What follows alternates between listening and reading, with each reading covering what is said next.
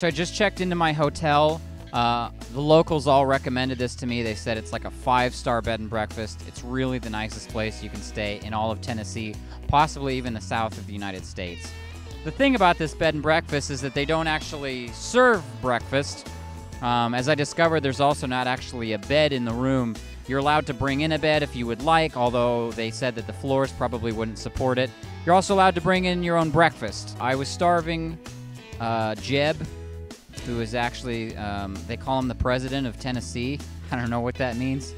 Anyway, we were standing around there at the gas station, and he said that I should really check out this Italian restaurant that's down here. According to hillbillyeats.com, it gets 4 inner tubes out of 5. It's closed. I'm guessing since it was an Italian place, Sicilians are keeping some horse heads in here because it's locked. Nobody's going through there. It's just not fair. It's so stupid, you know? I mean, she's just sitting there. She's helpless. She's all alone, you know? This big freight train comes along. He could do it. He's easy. He can pull, you know, coal and logs and rocks and Mexicans and all kinds of stuff, and she's just sitting there.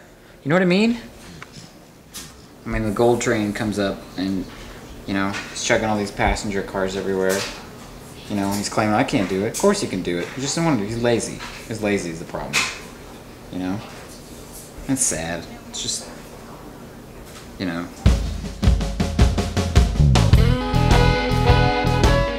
Here we are standing in downtown Nashville, Tennessee. Now, when you think of Nashville, obviously, you think of the Greek system. It just so happens that the University of Tennessee at Nashville has one of the sweetest frat houses I've ever seen in my life.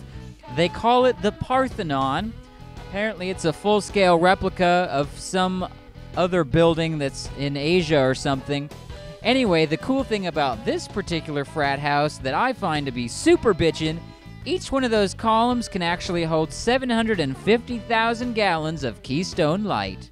Each column here actually used to have a tap put into it, and then Dean Warmer came over and he had him put a stop to that because sometimes they would leave them on after parties, and then beer was just flooding the whole garden here. That's actually how the term beer garden came up. This is actually where a goat fell down from the roof and crashed to its death right here on the step. That was after a big night of partying. For the goat, none of the fraternity brothers were home at the time. That's a little bit of a confusing thing. The goat didn't have any underwear on when it landed, so that's always been a bit of a mystery. So Chad and Cameron told me I should come back to the frat today and party with them. I got here and the doors are locked. I went downstairs to the basement, try and get in, and tried to charge me $6, and I don't have that kind of coin to come into a place like this. Turns out goats and hookers and plastic couches are a little bit more expensive than I thought. Anyway, screw it. I'm gonna go have my own party. Let's go to the quad. Toga, toga, toga.